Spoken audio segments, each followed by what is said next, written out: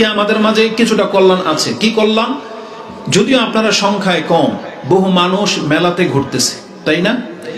কিন্তু কল্যাণটা কি জানেন? এই যে এতগুলো মানুষ নিয়ে আমরা ওয়াজ করতে পারতেছি, এটা এখনো কল্যাণ। একটু আগে আমরা এশার সালাত পড়েছি না, আজান হয়েছে না, এটা কল্যাণ। কিন্তু একটা সময় আসতে যাচ্ছে যখন হয়তো মসজিদই থাকবে না, আজান হবে না, তখন একজন মুসলিমকে খুঁজেও পাওয়া যাবে না। হয়তো সেই সময়টা আমরা খুব রিসেন্টলি দেখতে পাবো না, কিন্তু আমাদের সন্তানদের উপরে সেই বিপর্যয় আসতে যাচ্ছে। তাহলে আল্লাহ সুবহানাহু ওয়া তাআলার এই আয়াতের ভিত্তিতে আমাদের কি করণীয় জানেন? আজকে আমরা যদি জান্নাতুল ফেরদৌসের মালিক হয়ে যাই, তাহলে আমাদের সন্তানদেরকে বলবো ওরা যেন ইসলামটাকে ফলো করে, আমাদের নসিহত করে যাওয়া উচিত। এবং কিয়ামতের মাঠে যদি ওরা অল্প ইবাদত করেও নাজাত পেয়ে যায়, তাহলে আমাদের কারণে আল্লাহ ওদেরকেও জান্নাতুল ফেরদৌস দিয়ে দিবেন। এই জন্য প্রত্যেকটা পিতামাতার, গার্জিয়ানদের এটা দায়িত্ব, অন্তত পক্ষে আমি আর আপনি যেহেতু সুযোগ পেয়ে গেছি, জেনে গেছি, অতএব আমাদেরকে খুব বেশি ইসলাম পালন করতে হবে, যাতে করে আমরা নাজাতের রাস্তায় থাকি। আর আমরা নাজাত পেয়ে গেলে আমাদের সন্তানদের জন্য আমরা দোয়া করতে পারবো এবং আল্লাহর কাছে তলব করতে পারবো যে আল্লাহ আমার সন্তানকে আমার কাছে এনে দেন, আমার পরিবারকে আমার কাছে এনে দেন। এবং আল্লাহ সুবহানাহু ওয়া তাআলা এই সূরা তুরের মধ্যে উল্লেখ করে দিয়েছেন যে আলহাকনাহুম বিযুররিয়াতিহিম, আমি তাদের সন্তানদের সাথে মিলিয়ে দিব এবং তাদের থেকে আমি কোনো নেকি কাটবো না। এটা হচ্ছে বাপমার বা সন্তানের চোখের প্রশান্তির জন্য আল্লাহ তার পরিবারকে তার সাথে মিলিয়ে দিবেন। তো এটা হচ্ছে ঈমান নিয়ে মরলে। কিন্তু মুসলিমের ঘরের সন্তান যদি ইসলাম পালন না করে, তাহলে ওই নূহ আলাইহিস সালামের মতো অবস্থা হবে, যে বলতেছেন ইন্নাহু লাইসা মিন আহলিক ইন্নাহু আমালুন গায়রু সালেহ, কারণ এই ব্যক্তি অসৎ কাজে লিপ্ত, এ তোমার সন্তান না। ইব্রাহিম আলাইহিস সালামের পিতা সম্পর্কে বলা হয়েছে, ইব্রাহিম আলাইহিস সালামের পিতাকে তিনি হাশরের মাঠে তার একেবারে সামনে দেখতে পাবেন এবং বিপর্যস্ত অবস্থায় ময়লার স্তূপের মধ্যে। তখন ইব্রাহিম আলাইহিস সালামের কষ্ট হবে। হাদিসে যেটা বর্ণনায় আসছে, যেহেতু ইব্রাহিম আলাইহিস সালামকে আল্লাহ বলেছেন যে আমি আপনাকে লাঞ্ছিত করব না, যেহেতু দুই জগতে তাকে সম্মানিত করা হয়েছে, পরবর্তীতে তাকাইতে বলা হবে তার পিতার দিকে, পরবর্তীতে সে তাকাবে, তখন তার পিতাকে পিতার রূপে দেখবে না, কীটপতঙ্গ হয়ে ময়লার মধ্যে পড়ে থাকতে দেখবে, তখন তার আর কষ্ট হবে না। তাহলে ঈমানের সাথে সম্পর্ক হলো বাপমার সাথে সম্পর্ক। যদি ঈমানের হালতে মুসলিমের ঘরের সন্তান যদি মুসলিম হয়, তাহলে কিয়ামতের মাঠে একে অপরের প্রতি কিছুটা হলেও উপকারে আসবে। কি উপকার? ওই যে জান্নাতে গেলে আবার আল্লাহ মিলিয়ে দিবেন। কিন্তু বিচার যখন শুরু হবে, এই বাপমার সাথে সন্তানের কোনো সম্পর্ক থাকবে না। তখন সবাই চাইবে পৃথক থাকতে, সবাই। বরং এমনও বর্ণনা আছে যেটা আপনি সূরা আল হাক্কার মধ্যে পেয়ে যাবেন। একজন কাফের বা বড় পাপী, সে তার সন্তানকে এমনকি পারলে ও পুরো পৃথিবীর মানুষকে আল্লাহর কাছে দিয়ে দিয়ে বলবে আল্লাহ এদেরকে ধরো, আমাকে ছাড়ো, এমনটাও বলবে। কিন্তু আল্লাহ বলেছেন কাল্লা ইন্নাহা লাযা নাযাআতাল লিশাওয়া, বরং এটা হচ্ছে লেলিহান আগুন, এটা যাকে ধরবে একেবারে পুড়ে কয়লা করে ফেলবে, কাউকে ছাড়া হবে না সেখানে। তো বিচার যখন শুরু হবে, তখন পার্সন শুরু হবে, একা একা। ওখানে আল্লাহ সুবহানাহু ওয়া তাআলা অন্য কাউকে ডাকবে না, প্রত্যেক ব্যক্তির ওজন একা একা করা হবে, প্রত্যেক ব্যক্তিকে প্রশ্ন সরাসরি করা হবে একা, সেখানে অন্য কাউকে সে পাবে না। যেমন কবরে প্রশ্ন করা হবে, কবরের প্রশ্নের সময় আপনার সাথে কেউ থাকবে? কেউ থাকবে না। তবে কোরআন বলতেছে আল্লাহর পক্ষ থেকে সঙ্গীর ব্যবস্থা করা হবে। আপনারা কি চান সে সঙ্গীকে সাথে রাখতে? তাহলে চাইলে আমাদেরকে কোরআন পড়তে হবে, কোরআন মানতে হবে, তাহলে আপনার সাথে আল্লাহ একটা সঙ্গীর ব্যবস্থা করেছেন। আসুন আমি আপনাকে দেখাই যে কবরে কে আপনার সঙ্গী হবে। কোরআনে আল্লাহ সুবহানাহু ওয়া তাআলা সূরা ফুসসিলাত হামিম সাজদা 41 নম্বর সূরা 30 থেকে নিয়ে পড়েন 31-32 এই আয়াতগুলোতে আল্লাহ বলেছেন ইন্নাল্লাযীনা ক্বালু রাব্বুনাল্লাহ সুম্মা ইসতাকামু তাতানাজ্জালু আলাইহিমুল মালায়েকা আল্লা তাখাফু ওয়া লা তাহজানু وأبشروا بالجنة التي كنتم توعدون نحن أولياؤكم রাব্বুকুম ফিল হায়াতিদ দুনিয়া ওয়া ফিল আখিরাহ। আল্লাহ সুবহানাহু ওয়া তাআলা বলেন, নিশ্চয়ই যারা বলে আমার রব আল্লাহ, মানে আল্লাহকে যারা প্রতিপালক হিসেবে মেনে নিয়েছেন, স্বীকৃতি দিয়ে দিয়েছেন, সুম্মাস্তাকামু, এবং এই কথাটাকে প্রতিষ্ঠিত রেখেছেন, যেটা আজকে অধিকাংশ মুসলিমরা আমরা এটা প্রতিষ্ঠিত রাখতেছি না। আমরা মুখে বলি আমাদের রব আল্লাহ, তাহলে আমাদের রব যখন আল্লাহ, তখন আমাদের বিশ্বাসটা কার উপরে থাকার উচিত ছিল? আল্লাহর উপর। আকাঙ্ক্ষা, ভালোবাসা, চাহিদা এটা কার কাছে পেশ করা উচিত ছিল? আল্লাহর কাছে। কিন্তু আমরা সেটা অনেক সময় করতে পারি না। আমরা যখন দেখি বিপদে পড়লে, বড় ধরনের বিপদ, আমরা বেশ কিছু মুসলিম হতভাগাদেরকে দেখতে পাচ্ছি, এরা মুসলমানের ঘরের সন্তান হয়েও, তাদের ঘরে কোরআন থাকা সত্ত্বেও, তারা রাসূল সাল্লাল্লাহু আলাইহি ওয়াসাল্লামের সুন্নাহ জানার পরেও তারা সেই পথে চলে না। তারা কিছু চাইতে গেলে ওই মাজারে গিয়ে সেজদা করে ফেলে। আপনি কি জানেন এটা কত বড় অপরাধ? আল্লাহ ছাড়া অন্যকে সেজদা করা বা অন্যের কাছে প্রত্যাশা করা যে এটা আমি এখান থেকে প্রাপ্ত হতে পারি, তাহলে এটা হচ্ছে এই কথার, এই আয়াতের খেলাফ। কারণ আপনি আল্লাহকে রব বলেছেন, সুম্মাস্তাকামু, কিন্তু তার উপর আপনি কায়েম রইলেন না। আপনাকে এর উপরে কায়েম থাকতে হবে। একটু আগেই না ভাই ওই আয়াতগুলো বলতেছিলেন যে আকাশ কে সৃষ্টি করেছেন, এই জমিন কে সৃষ্টি করেছেন, কে তোমাদেরকে রিজিক দেয়? প্রত্যেকটা প্রশ্নের জবাবে কাফেররা পর্যন্ত বলেছিলেন সায়াকুলুনাল্লাহ, তারা বলতো অবশ্যই আমাদেরকে কে রিজিক দেয়? আল্লাহ দেয়। এই ক্ষেত্রে মক্কার কাফেরদের চাইতো আমরা নিচে নেমে গেছি। ওরা কোনোদিন বলতো না লাত, উজ্জা, মানাত আমাদেরকে সন্তান দেয়। কিন্তু আমাদের দেশের বহু মুসলিম আছে, তারা এটা মনে করে যে অমুক পীর, অমুক বাবার মাধ্যমে সন্তান পাওয়া যায়। বুঝেন? এটা যারা বিশ্বাস করবে তাহলে তার সাথে আল্লাহর সম্পর্ক কেটে যাবে। কিন্তু যেই ব্যক্তি এমন বিশ্বাস রাখে না, যেই ব্যক্তি কেবলমাত্র আল্লাহকে ডাকে, আল্লাহ বলেছেন এ হলো দয়াময়ের বান্দা। দয়াময়ের বান্দাদের একটা গুণ হলো তারা আল্লাহর সাথে আর কাউকে ডাকে না। এই কথা আল্লাহ কোরআনে স্পষ্ট ভাবে উল্লেখ করেছেন। যেমন আজকে ইমাম যিনি এশার সালাত আদায় করিয়েছেন, তিনি সূরা ফুরকানের সেই আয়াতগুলো পড়ছিলেন। তার মধ্যে একটা হচ্ছে ওয়াইবাদুর রহমান আল্লাযীনা ইয়ামশুনা ফিল আরদি হাওনা। এই আয়াত দয়াময়ের বান্দা কারা, তাদের গুণ কি, সেখান থেকে শুরু হয়েছে, যেটা আপনি সূরা ফুরকান 63 নম্বর আয়াত থেকে নিয়ে পড়েন। 68 নম্বর আয়াতে আল্লাহ বলেছেন ওয়াল্লাযীনা লা ইয়াদউনা মা আল্লাহি ইলাহান আখার। দয়াময়ের বান্দা হলো তারা যারা আল্লাহর সাথে আর কাউকে ডাকে না। তারা একমাত্র আল্লাহকে ডাকে, আল্লাহ ছাড়া আর কাউকে ডাকে না। যা তার কিছুর প্রয়োজন সবকিছু কার কাছে চায়? আল্লাহর কাছে চায়। তাহলে এটা যাদের গুণ, আল্লাহ বলেছেন এটাই হলো দয়াময়ের বান্দা। মানে আল্লাহ যাদের উপরে রহমত করবেন এরা হলো এরা, যারা আল্লাহ ছাড়া কাউকে কোনোদিন ডাকে না।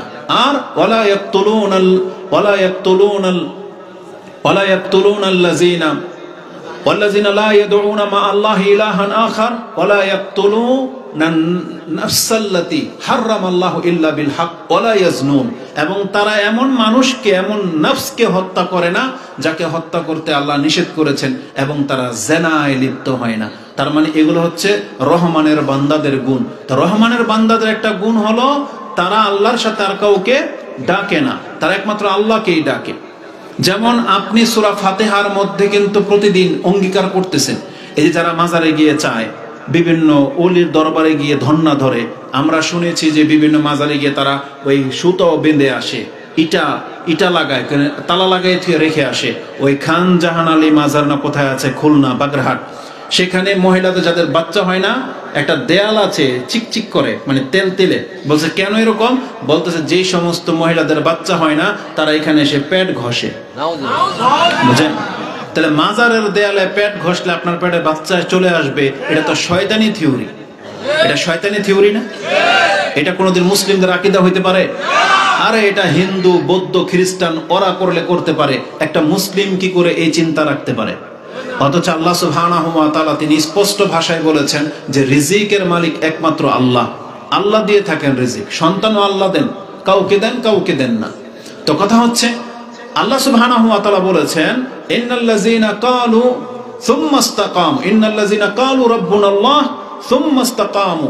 এবং এই কথার উপরে যদি সে বলবৎ থাকে তাহলে আল্লাহ বলেছেন তাতানাজ্জালু আলাইহিমুল মালাইকা, আমি তাদের কাছে ফেরেশতা নাজিল করে দেব। ওই ফেরেশতা তাদেরকে বলবে লা তাহজান, তুমি ভয় পেও না, ওয়ালা তাখাফ, তুমি ভয় পেও না এবং চিন্তিত হইও না। এই দুনিয়াতে আমরা তোমাদের সঙ্গী এবং এখন থেকে কবরে এবং পরবর্তী জীবনে আমরাই তোমাদের বন্ধু হয়ে থাকবো। নাহনু আউলিয়াউকুম ফিল হায়াতিদ দুনিয়া ও ফিল আখিরাহ। এই যে দেখো দুনিয়ার জীবন আমরা চলে আসছি, এখন তোমার সাথে পরকালের জীবন আমরা যাব। এই জন্য তুমি ভয় পেও না, চিন্তাশীল হইও না। কাদেরকে বলা হবে? যারা মরার সময় মুসলিম হয়ে মরতে পারবে, যারা শিরিক করবে না, মুসলিমত্বটাকে নিয়ে মরতে পারবে, আল্লাহ তাদের জন্য ফেরেশতা নাজিল করে দিবেন। এই আয়াত, এটা যে মৃত্যুর সময়ের আয়াত, এর তাফসিরে আপনি ইমাম বুখারী রাহিমাহুল্লাহ তাফসির দেখেন, তিনি বলেছেন ইনদাল মউত, তার মানে মৃত্যুর সময় আল্লাহ রহমতের ফেরেশতা নাজিল করে দেন।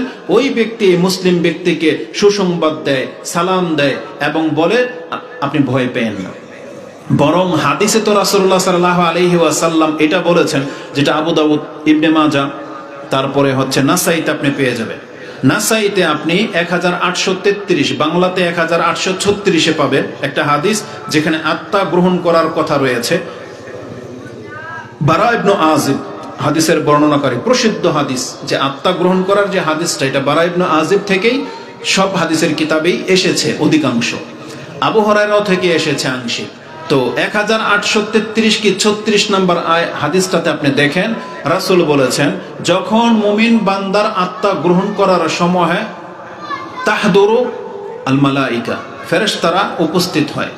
মালাইকাতুর রাহমা, তাদের আত্মা গ্রহণ করে রহমতের ফেরেশতারা, এবং এসে তাদেরকে সালাম জানায় এবং বলেন ইয়া আইয়াতুহান নাফসুত তাইয়্যিব কানাত ফিল জাসাদিত তাইয়্যিব উখরুজি, তুমি বের হয়ে আসো, রিদওয়ানিল্লাহি মারদিয়াতান আনকি, তুমি যেমন আল্লাহর প্রতি সন্তুষ্ট, আল্লাহ তোমার উপরে সন্তুষ্ট। ইলা রাউহিল্লাহ ওয়ার রাইহান ওয়া রাব্বি গায়রা গাদমান, এইভাবে তাকে ডাকা হয়, আসো তুমি আল্লাহর সন্তুষ্টির দিকে, আল্লাহর নিয়ামতের দিকে। আর তোমাকে সুসংবাদ দেওয়া হচ্ছে আল্লাহ তোমার উপরে সন্তুষ্ট, আল্লাহ তোমার উপরে অসন্তুষ্ট নন। এই আত্মাকে যখন ডাকা হয় ফাতাখরুজু কাআতিয়াবি রিহিল মিস্ক, রাসূল বলেছেন তখন তার দেহ থেকে আত্মাটা সুগন্ধির সাথে একবারে সহজেই বের হয়ে চলে আসে, কারণ তাকে জান্নাতের সুসংবাদ দেওয়া হচ্ছে এই সময়। এই জন্য সে সন্তুষ্টির সাথে বের হয়ে চলে আসে, আর তার মৃত্যুটা অত্যন্ত সহজভাবে হয়ে যায়। কিন্তু একজন কাফেরের আত্মা কিভাবে গ্রহণ করা হয়? তাদের গ্রহণ করা হয় আযাবের ফেরেশতা, মালাইকাতুল আযাব, এবং এসে আপনাকে নম্র ভাষায় বলবে না, বলা হবে ইয়া আইয়াতুহান নাফসুল খাবিস কানাত ফিল জাসাদিল খাবিস উখরুজি ইলা গাদাবিল্লাহ ওয়া আযাবিহি, হে খাবিস নোংরা আত্মা, নোংরা দেহের মধ্যে ছিলে, তুমি বের হয়ে আসো আল্লাহর অসন্তুষ্টির দিকে এবং আল্লাহর শাস্তির দিকে। যখন এইভাবে তাকে শাস্তির কথা বলা হয়, তখন এটা ছোটাছুটি করতে থাকে, দেহের বিভিন্ন জায়গায়, অন্তর থেকে বিভিন্ন জায়গায় পালাতে চেষ্টা করে। রাসূল সাল্লাল্লাহু আলাইহি ওয়াসাল্লাম বলেছেন ফেরেশতারা তখন ওর মাথার উপর দিয়ে হাত ঢুকিয়ে দেয় ওর শরীরের ভিতরে। ফেরেশতারা ওর পুরো বডিকে ছিঁড়ে বেড়ে যেখানে পাবে ফেরেশতার ওই আত্মাকে ধরার জন্য ওর ভিতরে হাত ঢুকিয়ে দেয়। এই জন্য আপনি দেখতে পাবেন যে ওর চোখগুলো বড় বড় হয়ে যায় অনেক ব্যক্তির, এবং সে খিঁচুনি দিতে থাকে এবং অনেক কষ্ট পেয়ে তাকে মরতে দেখবেন। এরকম বহু বড় বড় জালেমদের মৃত্যু আপনি দেখবেন, এইভাবে করা হয়। রাসূল বলেছেন এর আত্মাটাকে কিভাবে গ্রহণ করা হয়, এর উদাহরণ টেনেছেন যে একটা লিফ, ওই যে পশমের একটা গাট্টির মধ্যে যদি আপনি একটা লোহার হুক লাগিয়ে যদি টান দেন, আমরা এটা করেছি ছোটবেলায়, ওই যে বেত্তুম গাছের কাটা আছে না, দুইজনে বসে মাটির মধ্যে ঘষছেন, মাটির বড় টুকরা পর্যন্ত কিন্তু কেটে যায় না, ওই কাটার সাথে মাটি আস্তে আস্তে মাটিটা কেটে যায়। বা যারা তুলার গোডাউন দেখেছেন, তুলা যে ফ্যাটে যে মেশিন, ওটার মধ্যে দেখেছেন না ওই কাটা তারের করাত, এটা যখন ঘুরে তখন এই কাপড়টাকে ছিন্ন ভিন্ন করে তুলায় পরিণত করে দেয়। ঠিক রাসূল বলেছেন একটা কাফের বা বড় জালেম পাপীর আত্মাটাকে কিভাবে বের করা হয়, ঠিক যেভাবে লোহার করাত যদি তুলার মধ্যে লাগিয়ে টান দেওয়া হয়, এই তুলার যা অবস্থা হয়, ওই কাফের ওই পাপীর দেহের ভিতরে এই অবস্থা হয় যে ছিঁড়ে তারপরে তার আত্মাটা বের হয়। এটা খুব কঠিন জিনিস। কোরআন আল্লাহ সুবহানাহু ওয়া তাআলা এই কথাটা বলেছেন, এজন্য আল্লাহ আমাদেরকে সতর্ক করেছেন যে যারা সব সময় পাপের উপরে আছো, তুমি ভাইবো না যে তোমার জীবন এবং মৃত্যুটা সৎ ব্যক্তি নামাজের মতন হবে, এটা তুমি ভাইবো না। কোরআন আল্লাহ সুবহানাহু ওয়া তাআলা সূরা আল জাসিয়া 45 নম্বর সূরার 18 নম্বর 18, 19, 20, 21 এই আয়াতগুলো দেখেন। 21 নম্বর আয়াতটা দেখেন, আল্লাহ বলেছেন আম হাসিবাল্লাযীনা ইজতারাহুস সাইয়্যাত আম নাজআলুল্লাযীনা আমানু ওয়া আমিলুস সালিহাতি সাওয়াআন মাহইয়াহুম ওয়া মামাতুহুম সাআ মা ইয়াহকুমুন। আল্লাহ বলেছেন যারা সব সময় পাপের জীবনের মধ্যে আছো, সব সময় পাপে লেগে আছো, তুমি কি মনে করেছো তোমার জীবনটাও কি আমি ওই রকম করব যেই রকম একজন ইমানদার সৎ ব্যক্তির সাথে করব? তোমাদের দুইজনের জীবন এবং মৃত্যুকু সমান হবে? আল্লাহ বলেছেন না, সমান হবে না। তার মানে দুইজন ব্যক্তির মৃত্যু এবং জীবনকে আল্লাহ আলাদা ঘোষণা করে দিয়েছেন। আল্লাহ বলেছেন আমনা জাআলুল্লাযীনা ইস্তারাহুস সাইয়্যাত, মানে সব সময় পাপের উপরে লেগে থাকে, তাদের উদাহরণটা টানা হয়েছে। এটা খুব কঠিন একটা ব্যাপার। সূরা মুহাম্মদের মধ্যে বলেছেন কাইফা, যখন আপনি দেখতে পাবেন ওই তাওয়াফাতহুমুল মালাইকা, ফেরেশতারা যখন আত্মা গ্রহণ করে, ইয়াদরিবুনা উজুহাহুম ওয়া আদবারাহুম, হে নবী আপনি যদি দেখতে পেতেন যে কাফেরদের আত্মাটাকে ফেরেশতা কিভাবে গ্রহণ করে, ওই আত্মা নেওয়ার সময় ওর চেহারাতে আর গর্দানে ঘুষাইতে থাকে, পিটাইতে থাকে, কারণ তো বেরোতে চায় না, তখন ফেরেশতারা ওকে অনেক পিটায় এই আত্মা বের করার সময়, একটা কাফেরকে, একজন বড় পাপীকে। কিন্তু মুসলিমদের সাথে, সৎ ব্যক্তিদের সাথে এটা করা হয় না। রাসূল বলেছেন একটা পানির মশক খুলে দিলে যত দ্রুত পানিটা ব্যাগ থেকে বেরিয়ে চলে আসে, একটা মুমিনের আত্মা ঠিক এইভাবে বেরিয়ে চলে যায়। এবং তারা সেখান থেকে রেশমের সাদা কাপড় নিয়ে আসে জান্নাত থেকে, তখন ওই আত্মাটাকে পেঁচানো হয়, এবং যখন কাতিয়া বরিহিল মিস্ক বলা হয়েছে, মিস্কে আম্বরের মতো যখন ঘ্রাণ ছড়ায়, তখন ফেরেশতারা এত খুশি হয়, কারাকারি লেগে যায়, এ বলে আমি নিয়ে যাব, এ বলে আমি নিয়ে যাব, তখন এক হাত বদল হতে হতে প্রথম আকাশে উঠে যায়। এবং তখন গিয়ে যখন নক করা হয়, তখন বলা হয় অমুক ব্যক্তির ছেলে অমুকের আত্মা এটা, তখন বলা হয় মারহাবান ইয়া নাফসুত তাইয়্যিব কানাত ফিল জাসাদিত তাইয়্যিব, স্বাগতম তোমাকে উত্তম আত্মা, তুমি আসো, তোমার অপেক্ষায় আমরা আছি। প্রথম আকাশের দরজা খুলে যাওয়া হয়, তখন তার আত্মাটাকে ইল্লিনে, জান্নাতের কোনো একটা অংশে নিয়ে রিজার্ভ করে রাখা হয়, যারা জান্নাতি, যে আত্মাগুলো যেখানে থাকবে ওখানে জমা করে দেওয়া হয়। কিন্তু কোনো একটা পাপী বা কাফেরদের আত্মাতে যখন দুর্গন্ধ ছড়ায়, আবু হুরায়রা রাদিয়াল্লাহু তাআলা তিনি বলতেছেন রাসূল সাল্লাল্লাহু আলাইহি সাল্লামের গায়ে যে চাদরটা ছিল, আমরা দেখেছি হাদিস বর্ণনা করার সময় তিনি তার নাকে হা কাজা এইভাবে দিয়ে দিলেন, যাতে মনে হচ্ছে যে রাসূল সাল্লাল্লাহু আলাইহি সাল্লাম সেই গন্ধটা পাচ্ছেন। এতটা দুর্গন্ধ ছড়ায়, তখন ওই ফেরেশতারা এই দুর্গন্ধময় আত্মাটাকে নিজের হাতে রাখতে চায় না, এ বলে তুই ধর, এ বলে তুই ধর। ওই আত্মাটাকে নেওয়া হয় যে আমি নিব, আমি নেব, খুশি হয়ে। আর এই আত্মাটা বলা হয় না এটা আমি নেব না, এটা তুই ধর। যখন একটা টিম যখন কাজ করে, দেখবেন বন্ধু বান্ধবরা একে অপরের সাথে এমনটা করে, যেটা আমি করবো না, এটা তুই কর, মানে ঘৃণা করে। যেমন ধরেন আপনার ঘরে যদি কোনো ইঁদুর বা বিড়াল মরে যদি পচে যায়, গন্ধ ছড়ায়, তখন আপনি আমি কি করি, হয়তো কিছু পোলাপান বা যারা এগুলো করে তাদেরকে ডেকে নিয়ে আসি। বিশেষ করে পোলাপানদেরকে বলতেছেন আয় তো, তাদেরকে কিছু টাকা দেবো, ওরা 2-3 জন আসছে, বলতেছে এই চিকাটা নিয়ে ফালাই দিয়ে বা এই বিড়ালটা নিয়ে ফালাই দিয়ে, তখন ওরা কি বলে, একটা ময়লা কাপড় টাপড় দেন, ধরে এটা নিয়ে ফেলে দেয়।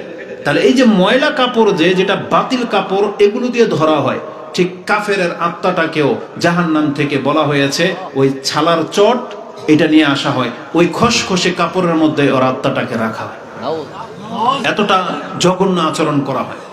ঠিক এই বাচ্চাগুলা যখন এই পচা বিড়ালটাকে এই কয় তুই ধর একটু, এই বলে তুই ধর, তুই নে, আমি নিব না, এভাবে বলে, ঠিক ফেরেশতারাও তাই করে। ঠিক যখন প্রথম আকাশে যায়, তখন আকাশের ফেরেশতারা এই গন্ধওয়ালা আত্মার জন্য বলছে এর জন্য জান্নাতের বা আকাশের দরজা খোলা হবে না, তখন ফেরেশতারা রাগে ওখান থেকে ছুঁড়ে মারে, একবারে সিজ্জিনে গিয়ে পতিত হয়। এটা হচ্ছে একটা কাফের বা বড় পাপীদের সাথে এটা করা হয়। অতএব আল্লাহ সুবহানাহু ওয়া তাআলা বলেছেন তোমরা যদি চাও যে তোমাদের সাথে এমনটা না করা হোক, তাহলে আমাদেরকে সৎ মুসলিম হইতে হবে। কারণ আল্লাহ সুবহানাহু ওয়া তাআলা সৎ ব্যক্তিদের সাথে যা করবেন এটা কখনোই অসৎ ব্যক্তির সাথে তা করবেন না। এবং আল্লাহ সুবহানাহু ওয়া তাআলা আমাদেরকে এটাও জানিয়েছেন যে সৎ আর অসৎ ব্যক্তির মৃত্যুতে যেমন পার্থক্য আছে, কবরেও তাদের জীবনে পার্থক্য আছে, যেটা আজকে অধিকাংশ মানুষ আমরা ভুলে গেছি। আমরা কি ভেবে নিয়েছি যে কবরে যে প্রশ্ন করা হবে এই প্রশ্নের উত্তর তো আমাদের কমপক্ষে সবারই জানা না, কিন্তু সবাইকে উত্তর দিতে পারবেন? কেন পারবেন না? তাহলে যারা মনে করতেছেন যে সবাই উত্তর দিতে পারবেন না, আপনি কি জানেন উত্তর দিতে পারলে আর না দিতে পারলে রেজাল্টটা কি হবে? ওসমান রাদিয়াল্লাহু তাআলা তিনি যখন কবরের কাছে যেতেন তখন তিনি কাঁদতে কাঁদতে মানে একবারে বেহুশ হয়ে যাওয়ার মতো হতো, তিনি সেন্সলেস হয়ে যাওয়ার মতো হয়ে যেতেন, তার দাড়ি পুরা ভিজে যেত। তাকে যখন জিজ্ঞেস করা হয়েছে যে আপনি কবরের কাছে আসলে এত কেন কাঁদেন, তখন তিনি বলেছিলেন এই কবর হলো পরকালের প্রথম স্থান, মানাজিলুল আখিরা। এই কবর হলো পরকালের প্রথম ধাপ। এখানে যেই ব্যক্তি নাজাত পেয়ে যাবে তার বাকি কাজগুলো সব সহজ হয়ে যাবে। কিন্তু এই জায়গাতে যেই ব্যক্তিকে ধরে নেওয়া হবে তার বাকি দিনগুলো খুব কঠিন হবে। এই জন্য তিনি খুব কান্না করতেন। কেমন কঠিন হবে? রাসূলুল্লাহ সাল্লাল্লাহু আলাইহি ওয়াসাল্লাম বলেছেন, প্রশ্ন তো অত্যন্ত সহজ, যে মান রাব্বুক ওমা দীনুক ওমান হাযার রাজুল আল্লাযী বুইসা ফিকুম, বা মা ওমা নবিউকা, কোন কোন বর্ণনায় আসছে। আমরা উত্তরও জানি যে আমাদের রব হচ্ছেন আল্লাহ, আমাদের দিন হচ্ছে ইসলাম, আর আমাদের নবী মুহাম্মদ সাল্লাল্লাহু আলাইহি সাল্লাম। উত্তর সবারই জানা, কিন্তু এই উত্তর আপনি কবরে দিতে পারবেন না। আমি আপনাকে একটা দলিল দিব আর একটা যুক্তি দেখাবো, আপনি একমত হবেন আমার সাথে ইনশাআল্লাহ। কবরে যে তারা এই জানাশোনা প্রশ্নের উত্তর দিতে পারবে না, যারা দিন পালন করে না, তার বাস্তব প্রমাণ হলো এই দুনিয়াতে আমরা প্রত্যেকেই জানি একটা হাদিস, যে যার শেষ কথা হবে লা ইলাহা ইল্লাল্লাহ দাখালাল জান্নাহ, তাই না?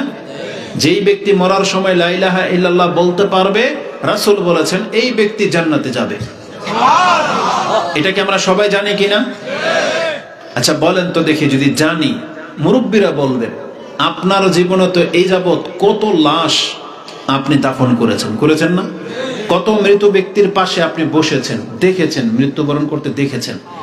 আপনি একটু বিশ্বাসের সাথে বলেন তো দেখি, এমন 5 জন ব্যক্তির নাম বলতে পারবেন যেই ব্যক্তি লা ইলাহা ইল্লাল্লাহ বলে মরতে পেরেছে? আপনার স্মরণে হয়? কারো স্মরণে হবে না।